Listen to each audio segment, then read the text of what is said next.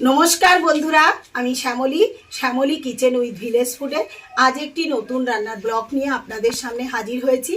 আপনারা আমার সঙ্গে থাকবেন, পুরো ভিডিওটা দেখবেন। যে সমস্ত বন্ধুরা আমার চ্যানেলে নতুন হয়ে আছেন অবশ্যই চ্যানেলটিকে সাবস্ক্রাইব করবেন। ফেসবুক থেকে দেখলে চ্যানেলটিকে অবশ্যই ফলো করে দেবেন। আজকে আমি এক বিশেষ রান্না করব, তার জন্য নিয়েছি খাসির চর্বি। এই খাসির চর্বিটা দেখুন কত বড়, একদম সলিড মোটা চর্বি নিয়েছি। এই খাসির চর্বি দিয়ে মুরগির মাংস রান্না করব।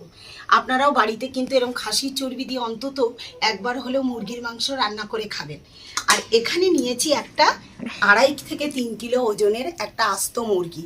এখানে দেখুন চামড়া শুদ্ধ মুরগিটা নিয়েছি। আগে প্রথমে আমি এই খাসির চর্বিগুলোকে ছোট ছোট খণ্ড খণ্ড করে কেটে নেব। রে বাবা, কত বড়! চর্বিটা কত সুন্দর, কত বড়!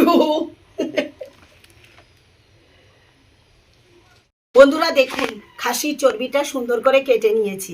এবার আস্ত মুরগিটা কাটবো।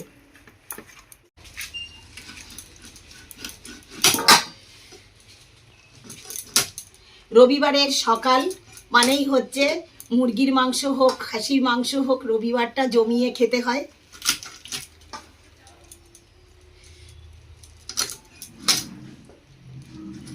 মাংসটা আমি মিডিয়াম পিস করছি। দেখুন কত বড় লেগ পিস।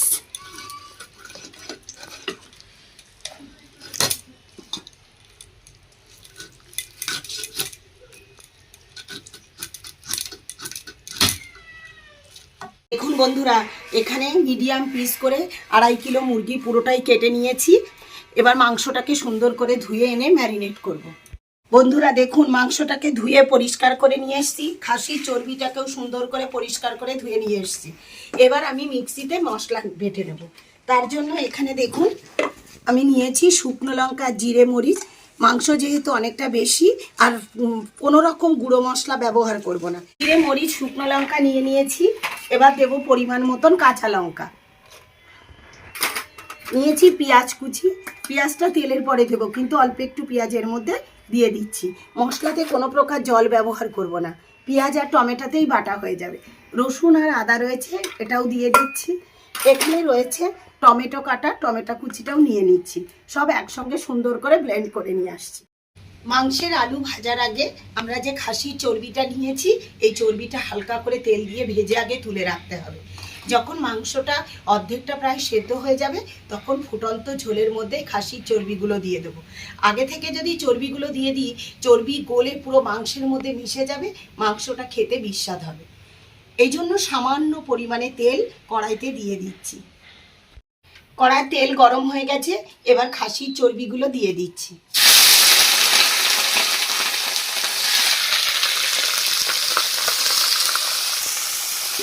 চর্বির মধ্যে হালকা লবণ আর হলুদ দিয়ে দেবো। ভাজবো না, হালকা ভাজা ভাজা হবে, তুলে রেখে দেবো। খাসির চর্বি থেকে যেই সামান্য পরিমাণে তেল ছেড়ে দেবে, সঙ্গে সঙ্গে তুলে নিতে হবে। অতিরিক্ত ভাজার কোনো দরকার নেই।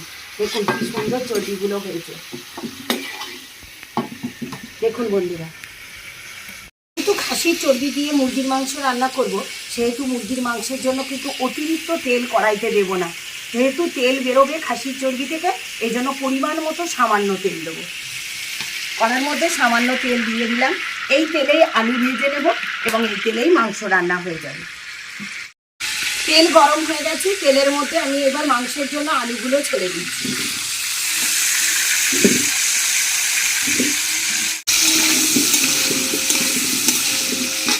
বন্ধুরা দেখুন, আলুগুলো লাল লাল করে ভাজা হয়ে গেছে। খাসির চর্বি ভেজে রেখেছি, এর মধ্যে আলুগুলোও তুলে নিচ্ছি।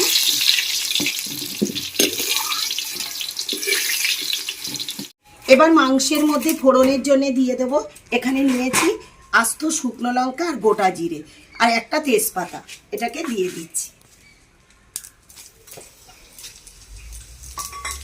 জিরেটা লাল লাল করে ভাজা হয়ে যায়।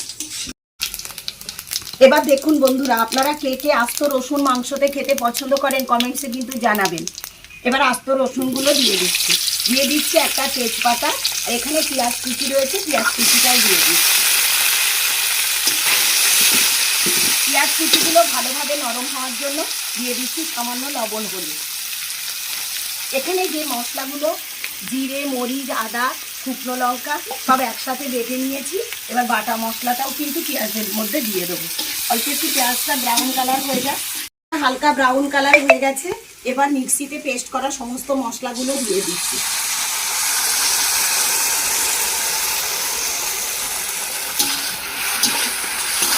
মশলা পেঁয়াজের সঙ্গে অনেকক্ষণ ধরে কষিয়ে নেব। মশলা থেকে কি সুন্দর তেল বার হয়ে গেছে, মশলাটা সুন্দরভাবে কষানো হয়ে গেছে। এবার আমি এর মধ্যে আমাদের মাংসটাকে দিয়ে দিচ্ছি।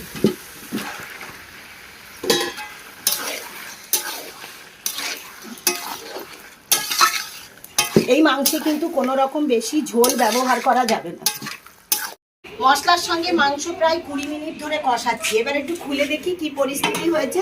মাংসতে কোনো রকম এখনো জলই ছোঁয়ায়নি। দেখুন, অল্প একটু গরম জল করে নিয়েছি, গরম জলটা দিয়ে দিচ্ছি। বন্ধুরা, প্রায় 30 মিনিট ধরে মাংস কষিয়ে জল দিয়ে ঢেকে রেখে দিয়েছি। মাংস সুন্দর দেখি কেমন হয়েছে, সেদ্ধ হয়ে গেছে কিনা। দেখুন, ঝোল অনেকটাই কমে গেছে।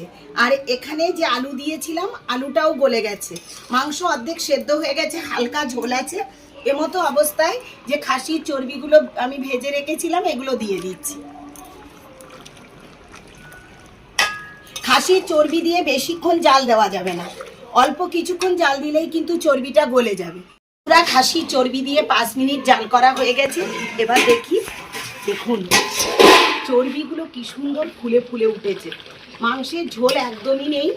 এমতো অবস্থায় আমি গরম মশলা দিয়ে এবার নামিয়ে দেবো। ওপর থেকে গরম মশলার গুঁড়িগুলো ছড়িয়ে দিচ্ছি। বন্ধুরা দেখুন, খাসির চর্বি দিয়ে মুরগির মাংসের চেহারাটা কেমন হয়েছে, রান্নাটা কেমন হয়েছে অবশ্যই কিন্তু কমেন্টস করে জানাবেন। আজকে একটু খেয়ে দেখি কেমন হয়েছে। আজকে কিন্তু বন্ধুরা ভাত খাবো না, একটা চর্বি নিচ্ছি আর 1 পিস মাংস নেব। দেখি খেয়ে কেমন হয়েছে। চর্বিটা কি সুন্দর দেখুন। এটা যে মুরগির মাংস রান্না হয়েছে বন্ধুরা বোঝাই যাচ্ছে না।